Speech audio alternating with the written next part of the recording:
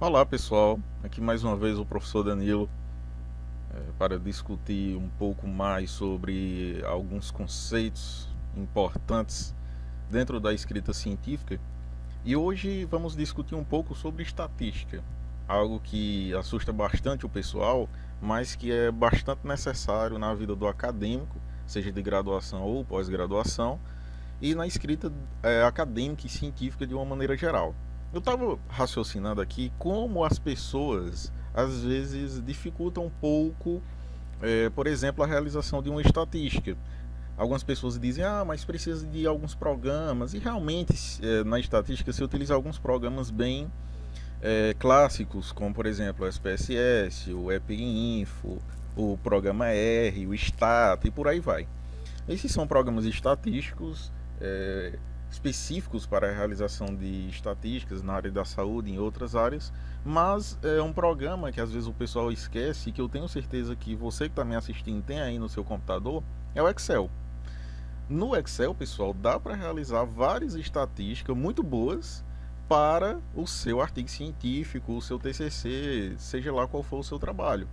Então, às vezes o pessoal diz assim, Danilo, mas a estatística que é permitido fazer no Excel é muito simples, é só uma média, uma soma, alguma coisa assim, e a construção de um gráfico de barra.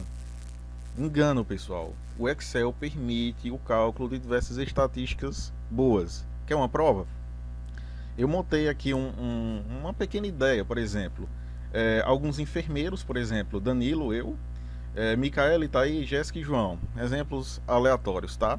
E eu pensei na seguinte situação, por exemplo, será que o número de curas de uma determinada doença, vamos supor a tuberculose, a curas de uma determinada doença, está relacionado com o número de visitas que esse profissional fez a domicílio a esse paciente, por exemplo?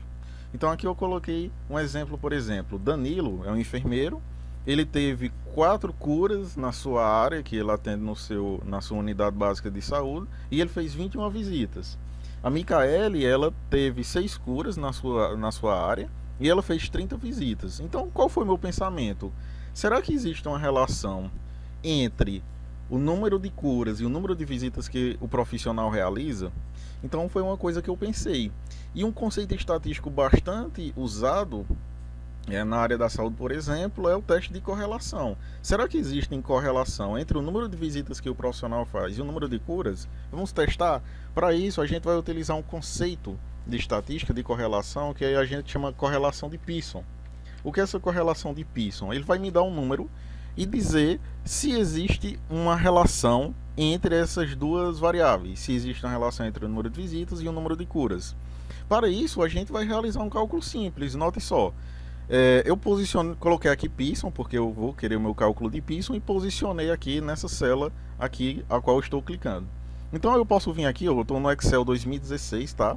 Então eu venho aqui em dados, em fórmulas, mais funções, estatística, e aqui eu vou procurar, já tem a fórmula para a estatística de Pearson, tá? Então tá aqui, Pearson. Quando eu clico, ele vai pedir para eu selecionar os dados que eu tenho. Então aqui o que ele vai chamar de matriz 1 são o meu primeiro grupo de dados, que é a minha primeira variável, no caso número de curas. Então eu vou selecionar, Seleciono, voltei. E agora a matriz 2, que é o meu segundo grupo de dados, no caso de visitas. Cliquei e dei um OK.